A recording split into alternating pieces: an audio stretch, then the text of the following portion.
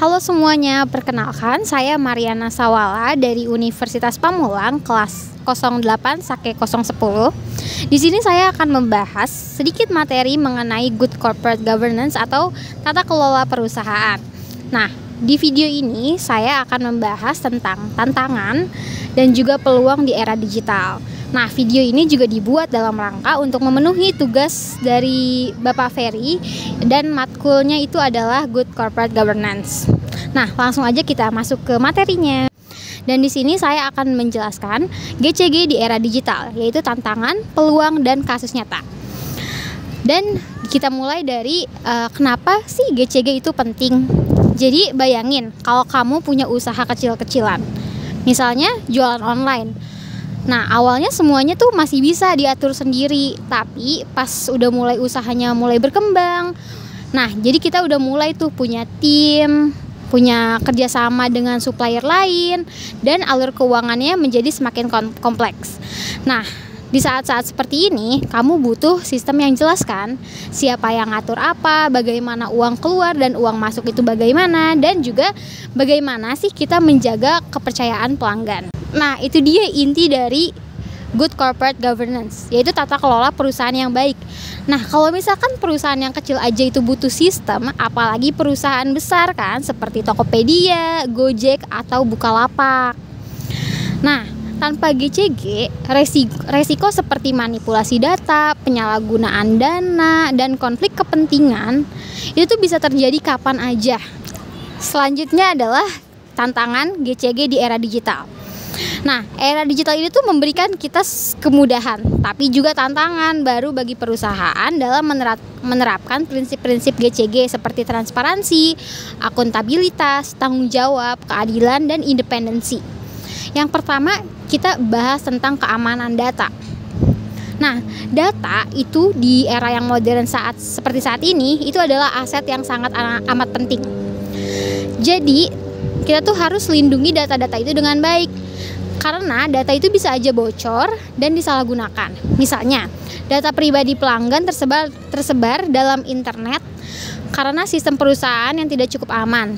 Ini tuh bisa mencederai prinsip tanggung jawab dan transparansi dari GCG itu sendiri. Nah, yang kedua adalah kepemimpinan yang gagap digital. Nah, kalau misalnya kita perhatiin nih ya guys, masih banyak banget pimpinan perusahaan yang belum paham teknologi. Bayangin nih, CEO minta laporan keuangan dicetak manual di era serba otomatis. Hal-hal ini nih yang bisa menghambat prinsip efisiensi dan juga akuntabilitas dari GCG. Nah, selanjutnya kita bahas tentang peluang GCG dalam era digital. Digitalisasi tidak hanya tantangan, tapi juga bisa memperkuat tata kelola jika dimanfaatkan dengan tepat. Nah, cara-caranya bagaimana sih? Yang pertama itu adalah audit yang lebih cepat dan akurat. Dengan adanya software audit di era modern seperti saat ini, proses audit itu bisa menjadi otomatis. Transaksi mencurigakan bisa langsung terdeteksi tanpa harus dibongkar, tumpukan berkas-berkas yang bertumpuk-tumpuk.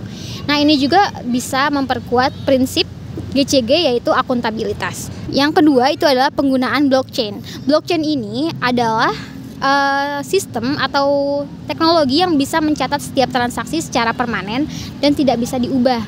Ini mendukung transparansi dan keadilan karena tidak ada ruang untuk manipulasi data. Yang ketiga ada sistem ERP atau Enterprise Resource Planning. Apa sih ERP ini? Jadi ERP ini adalah sistem yang memudahkan pengelolaan seluruh aktivitas bisnis secara terintegrasi. Perusahaan besar seperti Pertamina dan Unilever menggunakannya untuk meningkatkan efisiensi dan pengawasan internal. Oke, sekarang kita masuk ke studi kasus, yaitu adalah kebocoran data Tokopedia yang terjadi tahun 2020 sampai dengan tahun 2022. Nah, kronologinya gimana sih? Jadi kronologinya adalah pada tahun 2020 ada 90 juta akun Tokopedia bocor dan dijual di forum gelap atau deep web. Nah, data-data ini tuh mencakup nama, email, nomor HP, tanggal lahir, hingga password terenkripsi.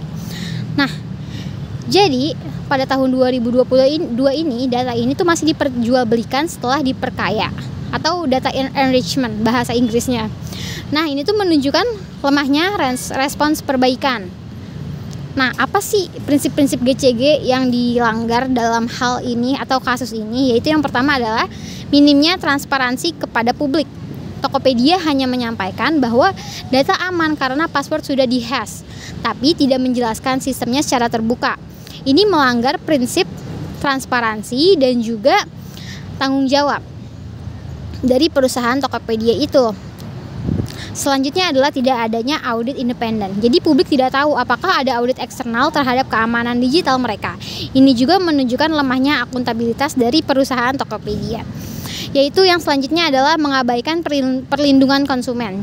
Jadi Tokopedia ini jelas-jelas tidak ada memberikan kompensasi atau langkah proaktif seperti fitur 2FH otomatis atau reset password massal. Ini bertentangan dengan prinsip keadilan dan tanggung jawab sosial. Yang selanjutnya adalah tidak ada reformasi sistem terbuka. Setelah insiden terjadi, Tokopedia juga tidak menyampaikan perbaikan apapun secara resmi kepada publik. Nah, ini tuh menunjukkan bahwa Tokopedia gagal dalam membangun kembali kepercayaan dan juga kredibilitas perusahaannya sendiri. Nah, jadi GCG di era digital ini seperti dua sisi mata uang. Jika dikelola dengan benar, digitalisasi bisa membuat perusahaan lebih transparan, efisien, dan dapat dipercaya oleh publik. Tapi, jika diabaikan, bisa menjadi bumerang yang merusak reputasi dan juga kepercayaan dari masyarakat dan konsumen. Kalau nanti kita bekerja, tentu kita ingin bekerja di perusahaan yang profesional, transparan, dan juga bisa dipercaya kan, bukan yang keuangannya semrawut atau rawan skandal. Nah, karena itu, sebagai generasi muda, kita tidak hanya harus paham teknologi, tapi juga harus mengerti pentingnya etika, integritas, dan juga prinsip-prinsip dari Good Corporate Governance atau GCG. Baik, segitu aja pembahasan dari saya. Kurang lebihnya mohon maaf. Terima kasih. See you next time.